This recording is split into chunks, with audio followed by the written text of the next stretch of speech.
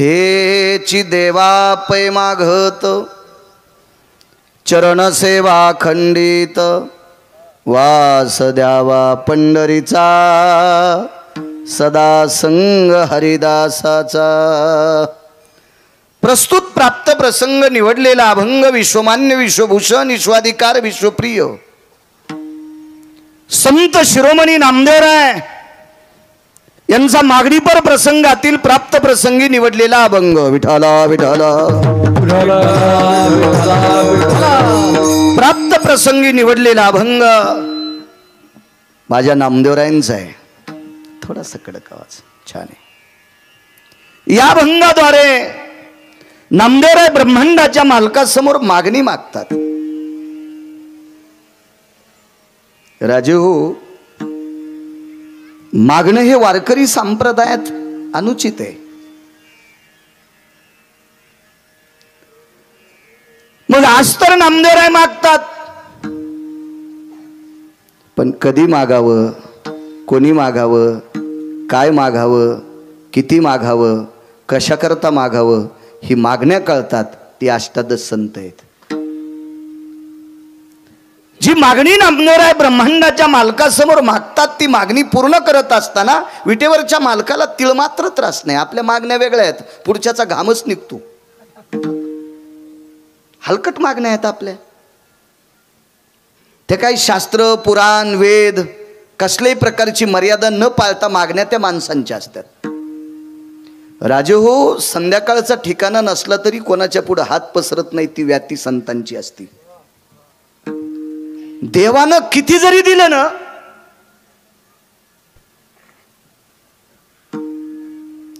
राजा होया भिकारी, सबको पैसे की बीमारी।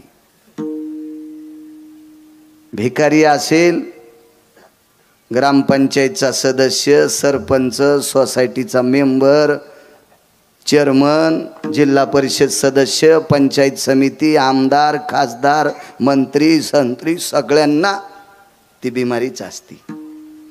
कारण आपण संतांच्या यादीत नाहीत ना, आपण माणसांच्या यादीत आहेत। मागत नाहीत ती संत आहेत, मागतात ती माणसं आहेत, आणि मागायला लावतो तो जगाचा बाप आहे।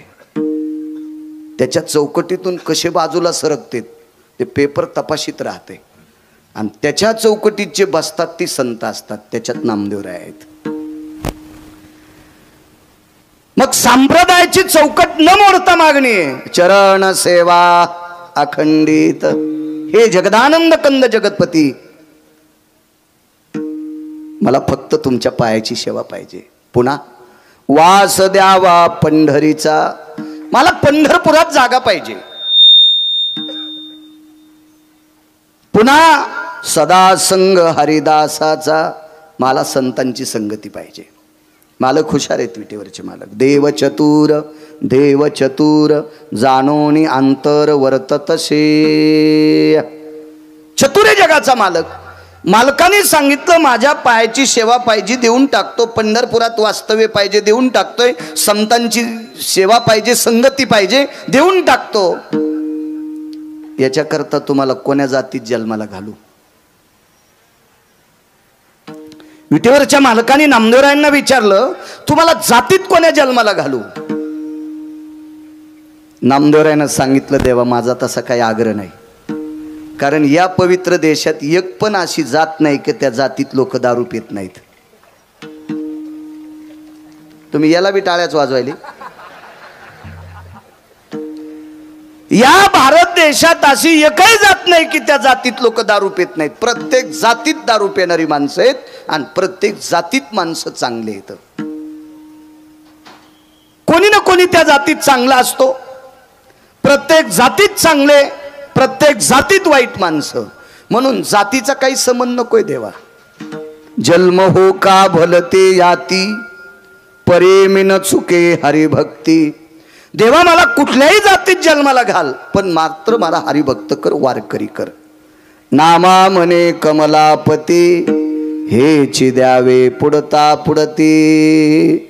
नामदेवराय म्हणतात, हे जगदानंद कंद जगतपती, मला तुमच्या पायाची सेवा पुन्हा पुन्हा द्या, पंढरपुरात वास्तव्य पुन्हा पुन्हा द्या, संतांची संगती पुन्हा पुन्हा द्या, मी हरिभक्तीत राहो हे पुन्हा पुन्हा द्या, मला सारखं सारखं हेच देऊन टाका. साधा सोपा सरळ अभंगाचा अर्थ. झालं कीर्तन. विठाला विठाला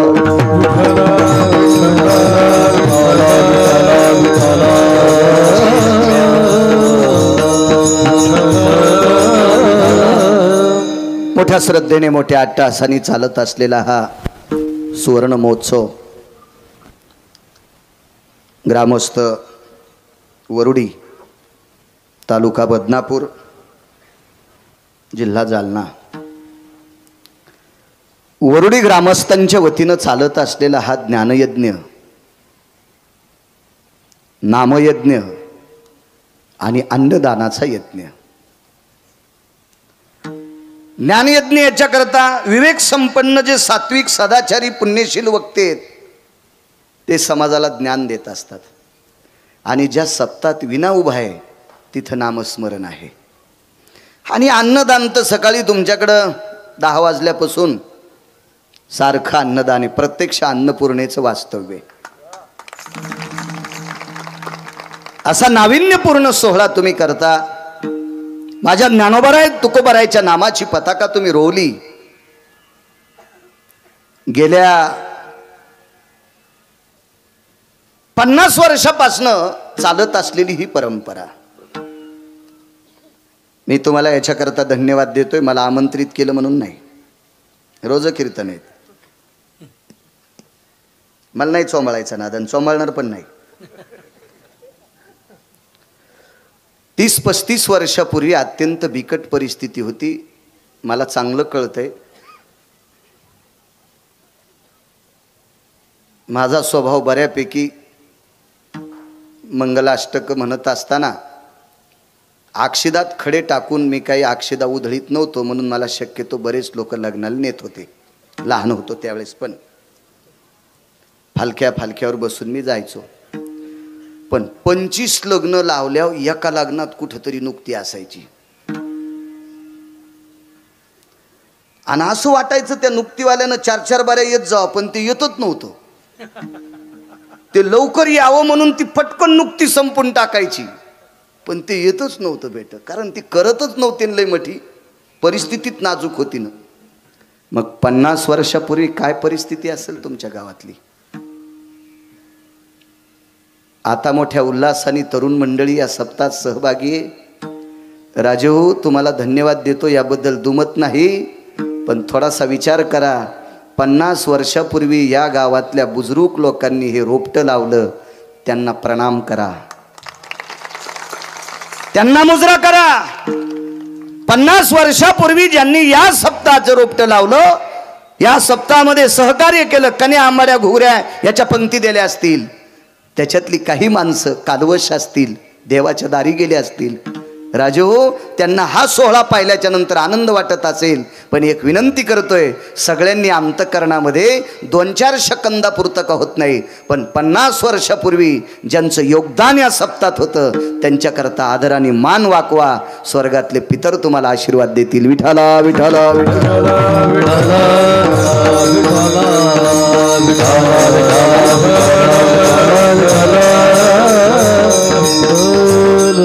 या सप्ताहाचं प्रेरणास्थान असणारं भगीरथ महाराज असतील, मार्गदर्शक आदरणीय पंढरीनाथ नाना असतील, नामदेव बाबा शिंदे असतील. या महात्म्यांच्या सहकार्याने मार्गदर्शनाने चालत असलेला हा सप्ताह वरुडी ग्रामस्थ मंडळी जेवढ्या आडनावाची असतील तेवढ्यांना धन्यवाद देतो, प्रणाम करतो. तारखेच्या संदर्भात तुम्हा गावकऱ्यांच्या वतीनं सोमनाथराजे हिवाळे संपर्क करत होते, त्यांनाही धन्यवाद. साऊंड सिस्टीम त्यांचीचे, त्यांनाही धन्यवाद. आदरणीय आमचे शिवाजी आबा आहेत, त्यांनाही धन्यवाद. गायन क्षेत्रातलं तज्ज्ञरत्न आदरणीय तुळशीरामजी गुरुजी आतकरे असतील, तथा तुळशीरामजी गुरुजी दाभाडे असतील. आडनाव एक केलं तर बरं होईल दोघायचं. दोघांनाही धन्यवाद. मृदंगाचार्य हरिभक्तीपरायण रामेश्वर महाराज असतील, आदरणीय हरिभक्तीपरायण अर्जुन महाराज असतील. वा हरिभक्तीपरायण आमचे लहाने महाराज असतील, सागर महाराज, पांडुरंग महाराज, उमेश महाराज, इनेकरी बाबापासून. इनेकरी बाबा थोडंसं इकडं सरका, जरासं मागच्याला आनंद वाटेल. हा छान छान छान, घ्या जर आसन इकडे घ्या. वा छान, खुश झाले बघा मागचे. काय होते वरच्याला सगळ्याला तत मम हे यायला, खालच्याला काहीच नाही, हे डिझेल जाळून आलेत ना. विठाला विठाला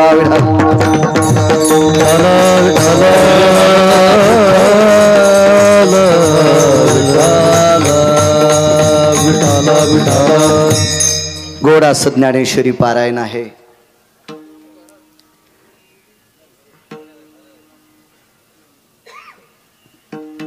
दीडशेहून अधिक पारायण करती मंडळी बसलेली आहेत. माऊली महावैष्णव ज्ञानोबराय विश्वाच्या कल्याणार्थ केलेला ग्रंथ ज्ञानेश्वरी, या ग्रंथाचं वाचन या सप्ताहात 150हून अधिक वारकरी पारायण करता बसलेत. त्यांना सुद्धा प्रणाम. मला वाटतंय नानांनी चरित्र सांगितलं कोणतं, तुकाराम महाराज. माझ्या श्रीमंत श्री जगद्गुरु तुकोबराय देहूतल्या मालकांचं चरित्र आदरणीय नानांनी सांगितलं. त्यांच्या मुखारविंदातून तुम्ही तुकोबरायचं चरित्र श्रवण केलं. वा वा वा, धन्यवाद. ज्ञानेश्वरीचं पारायण केलं हा महत्त्वाचा विषय. आता काय झालं माहिती आहे का, सप्ते मोठे व्हायलेत, पण ज्ञानेश्वरी पारायण आणि गाथ्याचं भजन बऱ्याच सप्त्यातून काढून टाकलं.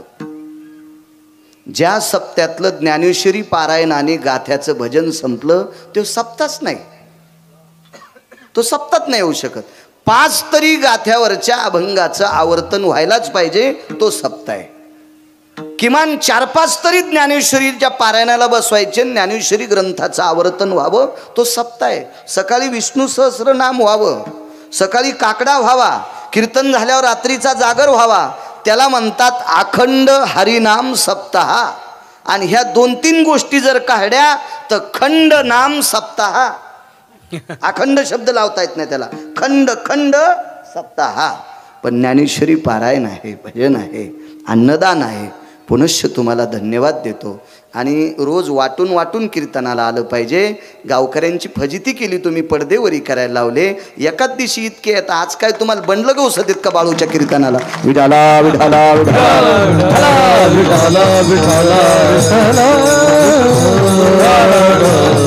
असो हेची देवा पै मागत चरण सेवा खंडित वास द्यावा पंढरीचा सदा संग हरिदासाचा. नामदेवराय ब्रह्मांडाच्या मालकासमोर मागणी मागतात, देवा तुमच्या पायाची सेवा द्या. माझ्या विटेवरच्या मालकाने नामदेवरायाच्या प्रपंचाची दखल घेतली.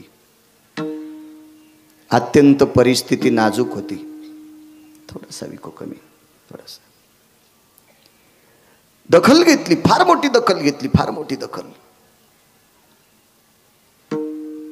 भगवान विटेवरनं खाली उतरले, नामदेवरायाच्या मानावर मान टाकली. राजे हो, कोणाला म्हणायचं भगवान.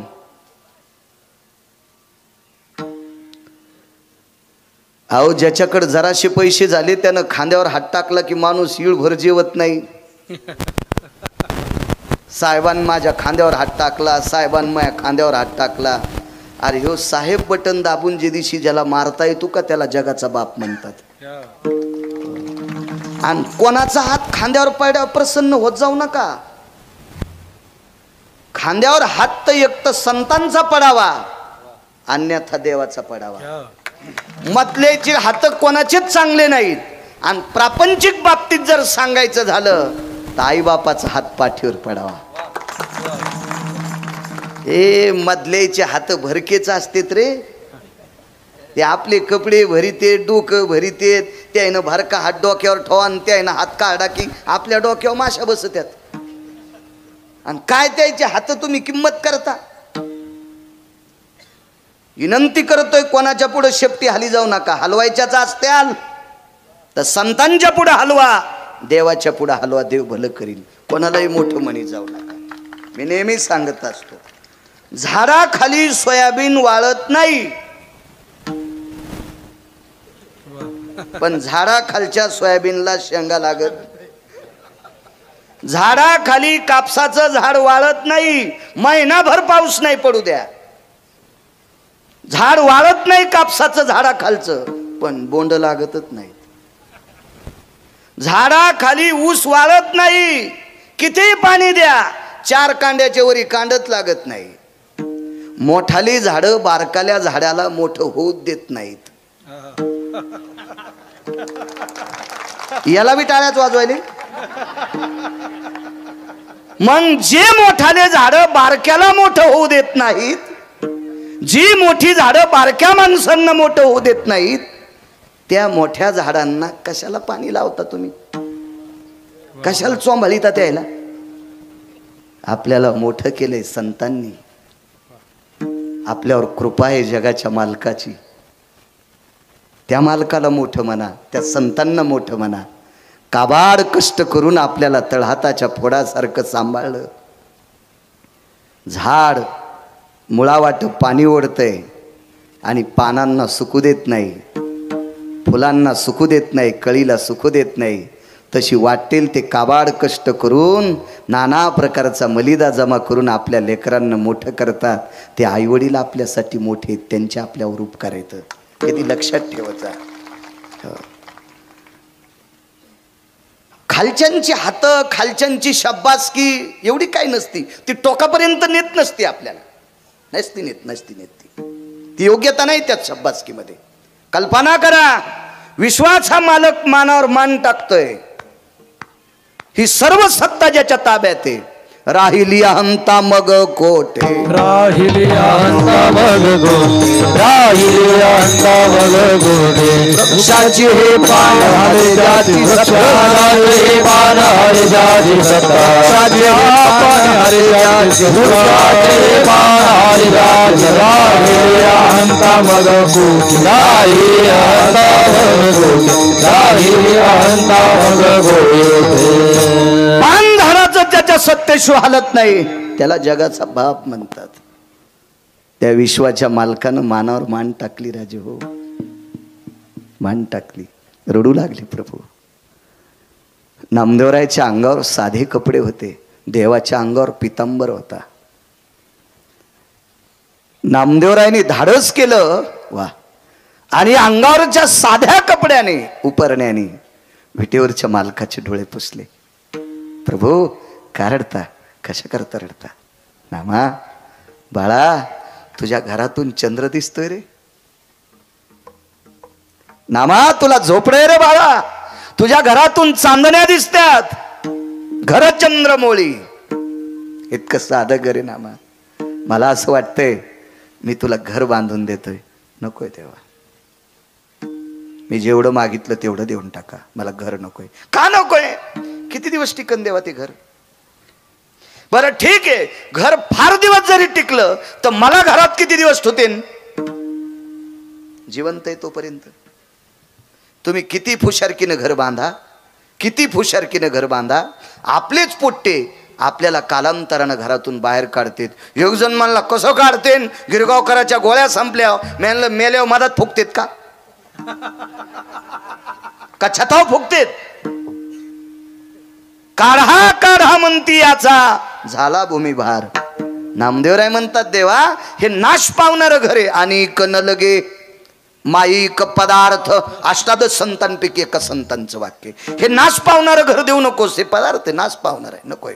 पद ब्रह्मादिक पदे दुःखाची शिराणी, ते सुद्धा नकोय. फक्त मला तुझ्या पायाची सेवा पाहिजे, चरण सेवा अखंडित, याच्या व्यतिरिक्त काय नकोय.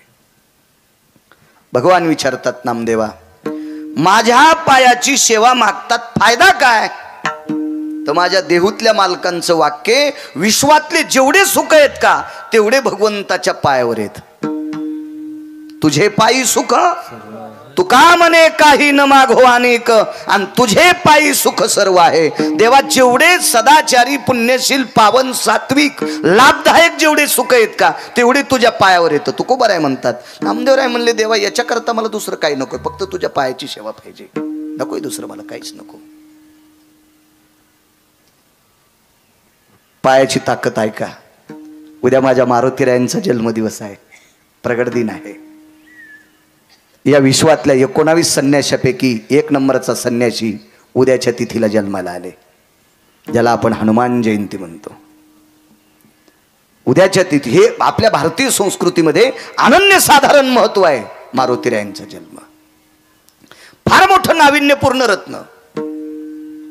किती अनन्यसाधारण महत्व. मारुतीरायाला वेद सुद्धा गातात, मारुतीरायाला शास्त्र गातात, मारुतीरायाला पुराण गातात आणि मारुतीरायाला खांद्यावर घेऊन नाचतोय वारकरी संप्रदाय. का का का तर वारकरी संप्रदायातले मारुतीराय मुख्य आहेत. येऊनी जन्मला मरकोट तो वैष्णवा माझी अतिश्रेष्ठ, हनुमंत मनावया कनिष्ठ, ऐसा पापिष्ट कोण आहे. देहूतल्या मालकांचं वाक्य. तो वैष्णवा माझी अतिश्रेष्ठ मारुतीराय. आणि त्या मारुतीरायाचा जन्मदिवस उद्याचा आहे. देवाच्या पायाची ताकद आहे का. प्रभू रामचंद्रांनी राजा रावणाला मारलं आणि अयोध्येमध्ये परत आले. राज्य दरबार बघितला. दरबार बघितल्याच्या नंतर लक्षात आलं सगळं खिळखिळून गेलंय. 14 वर्ष 27 दिवसाच्या नंतर दरबार पाहिला, पूर्ण खिळखिळून गेला. आपण सगळा बदलून टाकावा. साऱ्या खुर्च्या काढल्या, सिंहासनं काढली, सगळं काढलं आणि पूर्ण नव्यानं सुरुवात केली. पूर्ण नव्यानं सुरुवात केली. आणि ज्या वेळेला ही नव्यानं पूर्ण सुरुवात झाली, अशा वेळेला एका रात्री सीताई साहेबांना प्रभू रामचंद्राने हाती धरलं आणि सांगितलं, सीते आपल्याला राज दरबार बघण्यासाठी जायचंय. काही हरकत नाही म्हणे प्रभू, चला आपण दरबार बघण्यासाठी जाऊ. आणि भगवंत माझ्या सीताई साहेबांसोबत राज दरबार बघण्यासाठी पोहोचले. तो दरबार ज्या वेळेला बघत असताना मंत्री, महामंत्री, सुमंत्री, प्यादा, गुमास्ता हे सगळ्यांची पद दाखवली, ठिकाणं दाखवली, खुर्च्या दाखवल्या. इथे मी बसणार सीते, इथे लक्ष्मणजी बसतील, इथे भरतजी बसतील, इथं शत्रुघ्न बसतील. सीते तुझं स्थान ते आहे, उर्मिलेचं स्थान ते आहे, श्रुतकीर्तीचं स्थान ते आहे, मांडवीचं स्थान ते आहे. त्या चौघींची आसनं दाखवली. आम्हा 4 भावंडांची आसनं आहेत. इथं सुमंत नावाची प्रधान बसतील, वा. इथे गुमस्ता बसेल, इथे मंत्री, महामंत्री, सुमंत्री, प्यादा, हे सगळ्यांच्या अधिष्ठान दाखिले. घरी गेले, माझघरात आले. माझघर कळेल का. ज्यानं मराठीत MA केले त्याला तर लक्षात यावं माझघर कशाला म्हणते. ज्यानं मराठीत MA केले त्याला जर माझघर सांगता येत नसल तर ज्यानं याला MA पदवी दिली त्याला हाणायला पाहिजे. कारण काय झालंय, पांचट पदव्या अंगाला चिटकून घेणारे ते किती पांचट असते त्याच्यापेक्षा पांचटांना पांचट पदवी देणारे किती पांचट असते. विठाला विठाला विठाला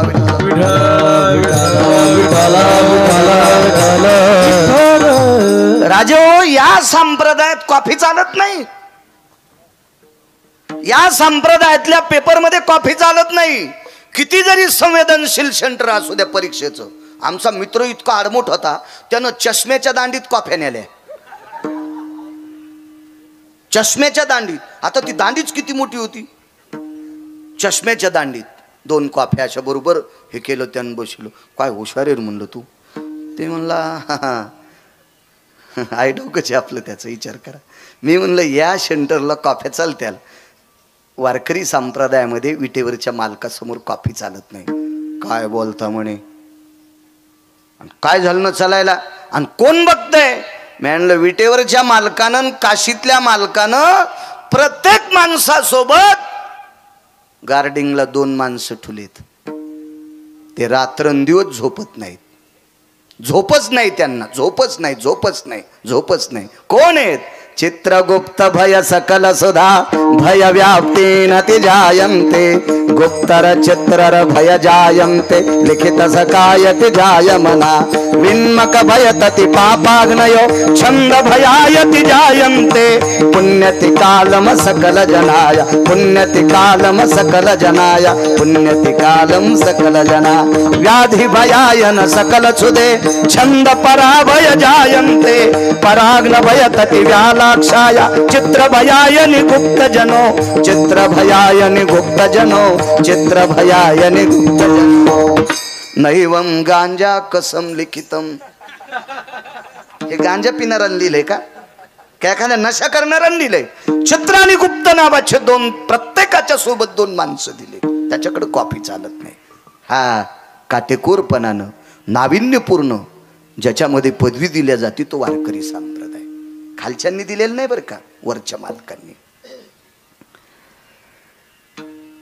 असो माझ घरात प्रभू रामचंद्र गेले. राणी वसावलांना माझ घरात पोचले आणि सीतेला विचारलं. त्यांच्या धर्मपत्नीला, ती जगाची मालकी नव्हती. नामदेवराय पायाची सेवा का मागतात. सीते एक विचारू. बोला प्रभू. दरबार कसा वाटला ग माझा तुला. प्रभू खूप छान खूप छान खूप छान. थोड्या वेळाने विचारलं. सीते एक विचारू. तुला दरबार पटला. हो प्रभू.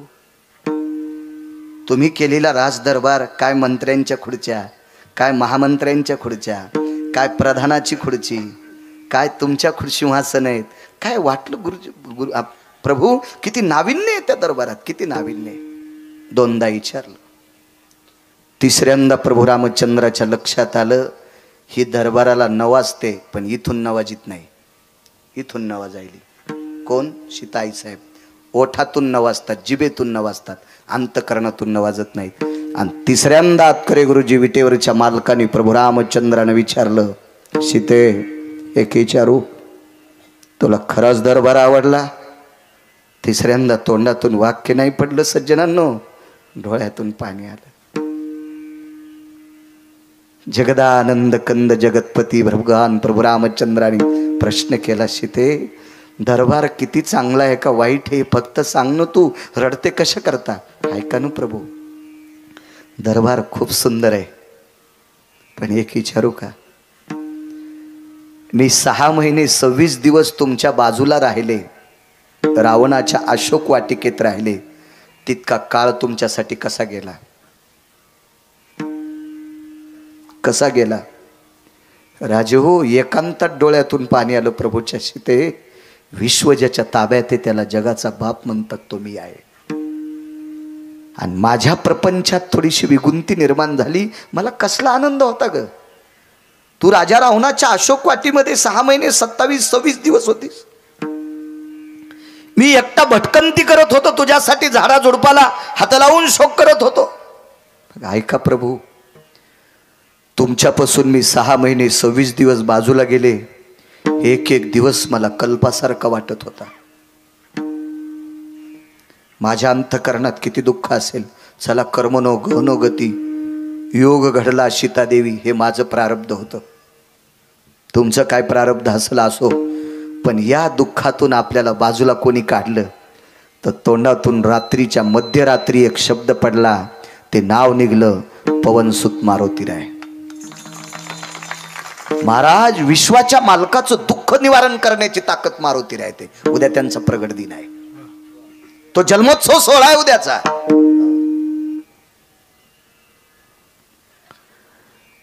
काय म्हणायचं सीते तुला.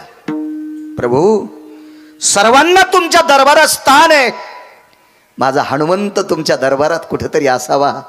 त्याला सुद्धा एक बारीकशी खुर्ची द्या. द्या त्याला बारीकशी खुर्ची द्या. द्या द्या द्या द्या.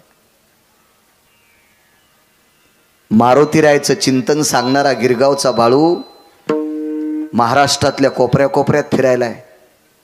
त्याच्या पायाला आजार असल्यामुळे लोक त्याला सोपा बसायला टाकायलेत. मारुतीरायचं चरित्र सांगणारा गिरगावचा बाळू. आणि त्या मारुतीरायला आपल्या दरबारात खुर्ची नाही. या विश्वातला कोण असा वारकरी आहे तो कीर्तनातून मारुतीरायचं नाव ओळखू शकतो. असू शकतो का शिवाजी बाबा असू शकतोय?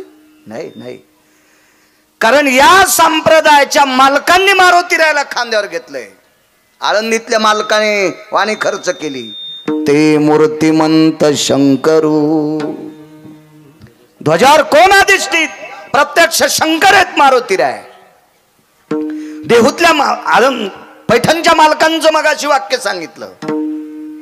तो वैष्णवा माझी अतिश्रेष्ठ, हनुमंत म्हणावया कनिष्ठ, ऐसा पापिष्ट कोण आहे.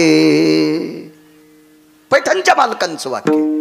राजे हो, देहूतले मालक तर लोटांगण घालतात. शरण शरण जी हनुमंता, तुम्हालो रामदूता, काय भक्तीच्या त्या वाटा, मज दावा व्यासुबटा. श्रीमंत श्री जगद्गुरु तुकोबाराय जी शब्द वापरतात आदरवाचक शब्द आहे. जी नवऱ्याला जी म्हणणार बाई आहे का हातवरी कर बर म्हणतील. तिच्या चपलाचं मंदिर बांधितो मी. मग नवऱ्याला जी म्हणत नाहीत काय 5-25 महाराज चिरून खाल्ले तरी तुम्हाला पुण्य भेटतं का? फुकट गरज आहे नुसता हो. नवऱ्याला मालक म्हणणारी कोणती बाई आहे? एकही नाही. पप्याची माय, पप्याचा बाप, यमुनीचा बाप, भाग्याचा बाप, दाशाचा बाप, गुरख्याला बोलायली का? आणि कशाला कीर्तन ऐकायचे? तुमच्या पापानं कीर्तनकार जळते उभे.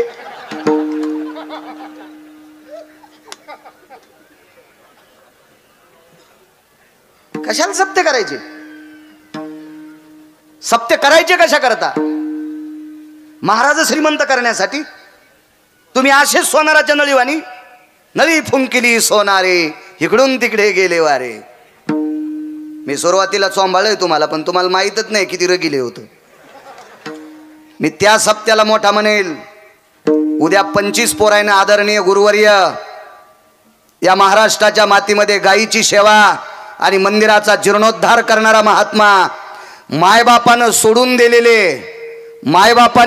दिलेले मतिमंद लेकर, ज्यांच्या कोपऱ्या कापऱ्याला आळ्या पडल्यात, अशा लेकरांसाठी कीर्तनाचे रामायणाचे पैसे पुरवणारा महात्मा, त्या महात्म्याच्या हाताने उद्या 51 पोरायनं माळी घाला. तुमच्या सप्त्यातली माती चाटी तुम्ही. माती या मंडपातली माती चाटतो तर सप्ता मोठा झाला. उद्या 5 पोर बाबाच्या हाताने 51 पोरायनं माळी घाला. 51 पोरायनं. गिरगावच्या बाळूची शपथ आहे तुम्हाला. तर तुमचा 50वा गोड झाला असं समजायचा. नाही तर काय करायचं? फक्त तुमचं अन्नदान कामाचे, बाकी फक्त तुम्ही आम्हाला श्रीमंत केलं खपक्या पाकिट देऊन. तुम्ही काय घेतलं? तुमचं तेल गेलं, तूप गेलं, आणि हाती धुपाटणं आलं. कशाला करायचंय आगाऊपणा? इथं बसलेल्या 105 बायकाने तंबाखू सोडा तर सप्ताह सफल झाला. नाही तर कवडीचं पुण्य नाही तुम्हाला, कवडीचं पुण्य नाही. 105 बायकांनी. मी 5 पोर बाबांना सांगतो, तंबाखू सोडणार बायकाला उद्या पाया पडू द्या. आणि तुम्ही सुद्धा नोंद करा कोणत्या कोणत्या सोडणार आहेत. आणि त्यांनी सांगावं, महाराज आज तुमच्या पायाची शपथ घेऊन सांगतो, उद्यापासून तंबाखू खाणार नाहीत. 105 बायकांनी. आणि नाहीच जर सोडली तर सुनायला विनंती करतो, झालेलं पोरग 5 वर्षापासून म्हातारीला दाखवायचं नाही. कारण तंबाखूचा इतका घाण वास असतो मला माहिती आहे. मै मसड मेली 90,000ची. हो, 90,000 रुपयाला मसड आणली सोमनाथ राजे. 90,000ला. ती काय कीर्तनाच्या पैशाची नव्हती, तुरीच्या पैशाची होती. आणि शेतातले पैसे म्हणजे रक्त टाकावं लागते घामाच्या रूपात, तर निघत असते शेतातून माल. इथं कोणी राजकारणी बसले असतील, हात जोडतो तुम्हाला, महाराजासाठी गाडी थांबू नका. पण शेतकरी राजा जर दिसला असेल तर तुमची गाडी वेगात असताना गाडी थांबवा, काच खाली करा आणि शेतकऱ्याला खुशाली विचारा. शेतकऱ्याला खुशाली विचारा. तुम्हाला चालता येत नाही तो रक पंढरपुरातला मालक खुर्ची देईल, पण शेतकऱ्यांचे आशीर्वाद घ्या. कारण शेतीतून मोती काढण्यासाठी कष्ट हा शुल्लक शब्द आहे. हो, कष्ट हा शुल्लक शब्द आहे. रक्ताचा घाम करावा लागतो आणि रक्ताचा घाम करून काळ्या मातीत टाकावा लागतो. त्यावेळेला विश्वाला जगण्याची मोती तयार होतात. तो फक्त कारखाना शेतकरी राजाकडे आहे.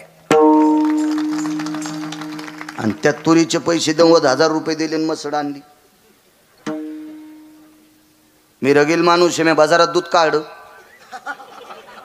हो, नाही तर मसडा विकणार लय माणसं काय करतात माहितीये का, ते बिबे असे इस्त्यावर टाकतात आणि म्हशीच्या कासाच्या खालून धरते धोपण, त्या बिब्याचा वाफारा द्याला की कास सुजती.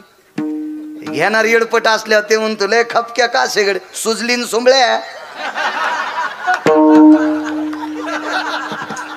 हो ना, ती का दुधाची आहे का, ती बिब्याच्या वाफाऱ्यान सुजलीन. ते कळत असतं साखरेच्या पोत्यातल्या मुंगळ्याला अक्कल नसती किती साखर खावा आणि डबा घेऊन किती बऱ्या जावा. ही अक्कल ज्याचा जन्म शिमग्यात झाला का त्यालाच असती. ज्याचे जन्म दिवाळीत झाले का त्याला कळत नसतं. दिवाळीत शिमगा कळाला ना, बापाच्या जीवावर उड्या हाणतात ते दिवाळीतले आणि स्वतःच्या जीवावर उड्या मारतात ते शिमग्यातले. विठाला विठाला विठाला. सकाळी सकाळी 6:30ला बाजाराला गेलो मंठ्याच्या. काढा म्हणलं धार, 9.5 लिटर दूध निघलं. मी म्हणलं रात्री आणि काढं नसल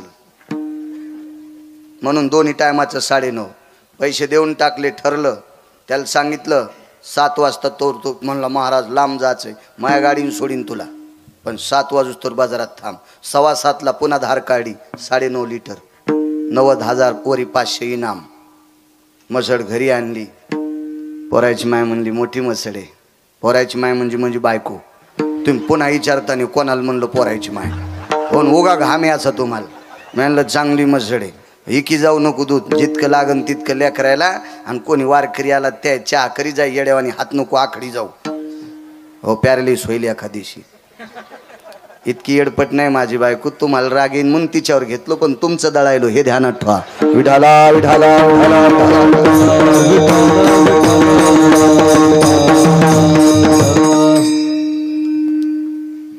ओला सन्म्यानला आपण दूध काढाव. पहिल्यांदा चरवी घेतली, बकेट घेतलं. म्हणलं मसड नवीन आहे, सर्वा घालाव कळवा. पण मसड काय हालत नव्हती, चांगली गुणवान मसड होती. वघारू सोड पण पानाच येईन. 19 डॉक्टर बदिले. ते म्हणले हिला काय झालंय कळच नव्हतं. सगळं तपासलं हिचं, हिला ताप नाही काय नाही काय नाही, पाना कस काय सोडीनं. एक वयस्कर डॉक्टर होतं. ते म्हणलं महाराज एक पर्याय, तुमच्या शेजारी कोणी तंबाखू खातं का. मी म्हणलं हो आमच्या भावकीतलीच बाई आहे. आणि म्हणलं ती अशी खाती संध्याकाळी झोपताना खातीन पहाट थुकती.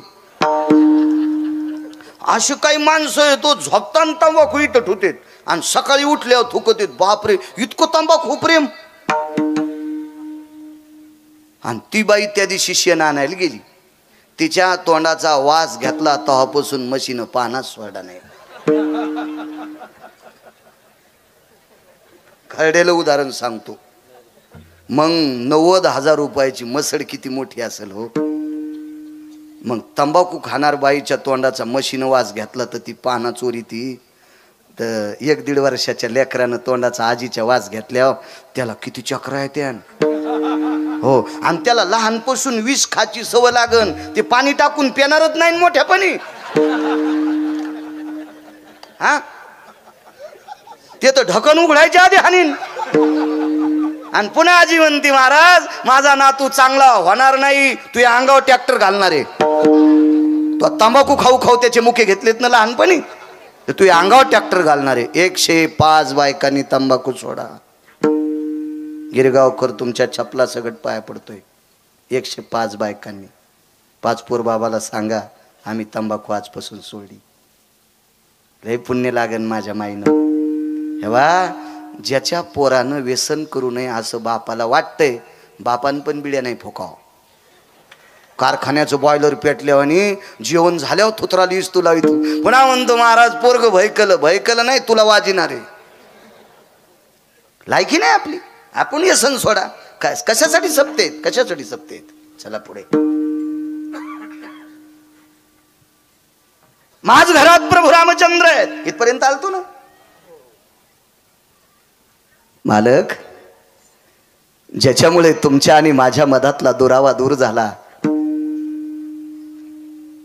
मला तुमची आणि तुम्हाला माझी भेट ज्यानं करून दिली त्याचं नाव आहे मारुतीराय. त्या मारुतीरायला आपल्या दरबारात खुर्ची असा. ठीक आहे 15 दिवस मुहूर्त लांबीला. मुहूर्त काढायला घरचेच माणसं होते. महर्षी वशिष्ठ घरचे माणसं होते. महर्षी वशिष्ठ काढला मुहूर्त पुढचा. 15 दिवसामध्ये स्वर्गातली लोक आमंत्रित केली, स्वस्ती श्रेयचे महाराज आमंत्रित केली आणि कसलं सिंहासन टाकावं मारुतीरायाला सिंहासन तयार केलं. त्या सिंहासनाला हत्तीच्या दाताचे पाय बसले, हस्तिदंत. सुवर्णाची तपकडी आवडली, आसनवरी काय टाकावं पांघरून, म्हणजे राजहंसाच्या पंखाची गादी टाकली. राजहंसाचे पंख का वापरले? मोराचे नाही वापरले. मोराचे पंख फक्त 2 गोष्टीसाठी पंढरपुरातल्या मालकानं त्या पंखाला प्रियता दिली. एक, इंद्र ढस ढस ढस ढस रडत होता म्हणून 33 कोटी देवाचे, याचा विस्तारपूर्वक सांगत नाही, फक्त मोजकं सांगतो. आणि सगळ्या गोळ्या घेतल्यावर रिॲक्शन येत असते, त्याच्यामुळं काही बाकीच्या कोण घेत जा, एकट्याच गिरगाव करायला कशाला दळीता. त्या इंद्रा मयुराच्या रूपात होता. ते फार मोठी कथा वेगळी आहे. म्हणून ते पंख पंढरपुरातल्या मालकानं द्वापार युगात माथ्यावर घेतलं. माथा शोभे मयूरपिंछा सुंदर सोबत होत. महर्षी व्यासांची विनंती केली इंद्राने, मयुराच्या रूपात मी एक चुकीचं काम केलं, याबद्दल मला माफ करा. विश्वात प्रत्येक मयुराकडे पाहत असताना शापात्मक पापात्मक दृष्टीनं पाहतोय, प्रभू मला माफ करा, विश्वातले ज्ञानी तुम्ही आहात.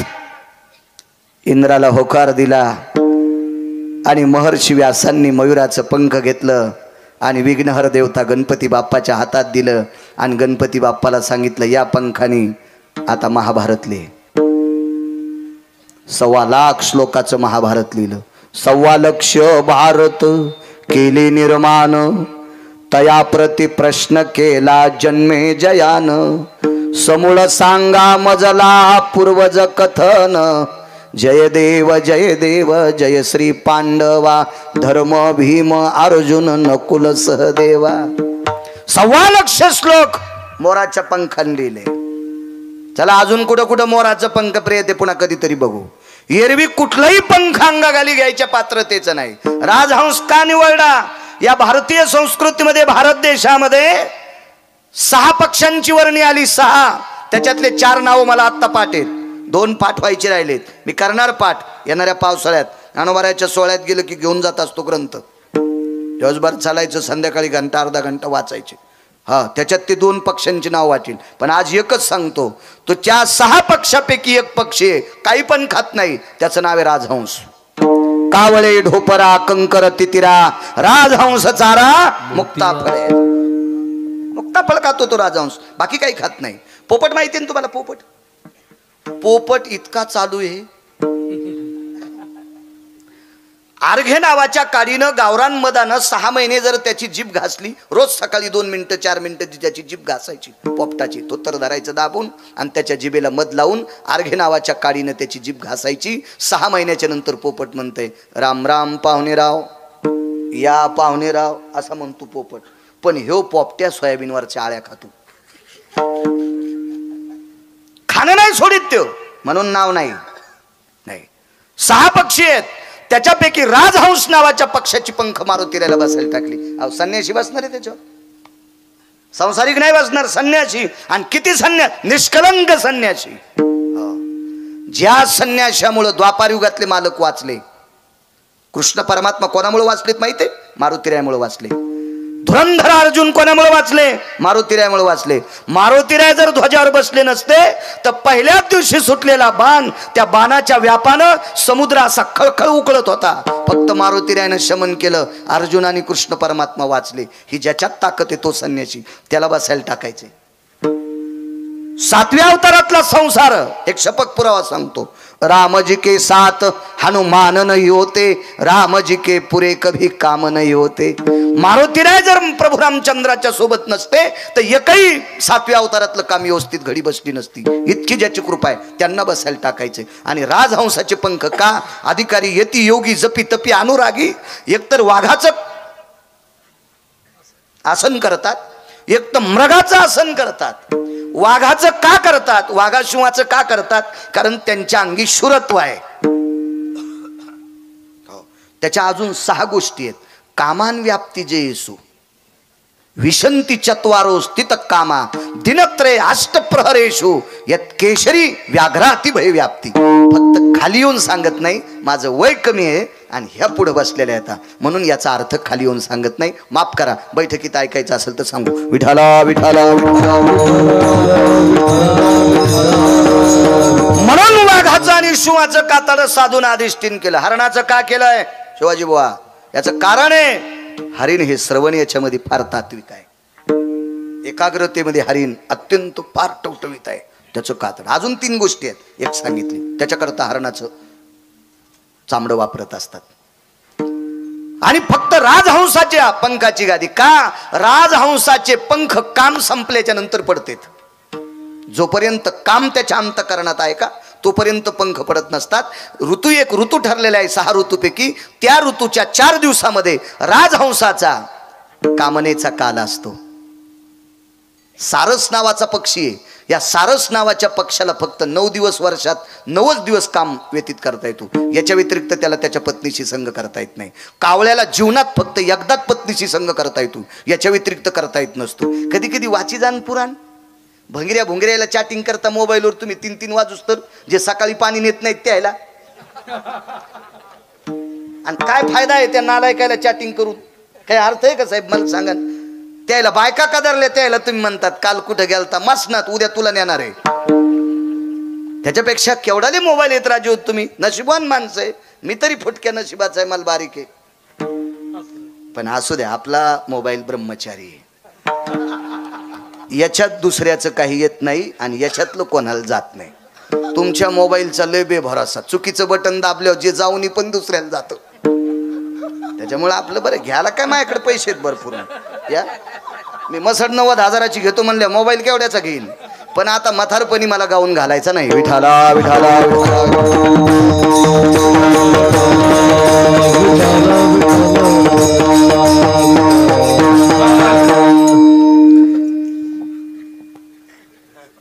काम संपल्याच्या नंतर राजहंसाची पंख पडतात आणि कामना विरहित पडलेली पिच्छ एका पवित्र संन्याशाला आसन म्हणून बसण्यासाठी टाकण्यासाठी स्वीकारले.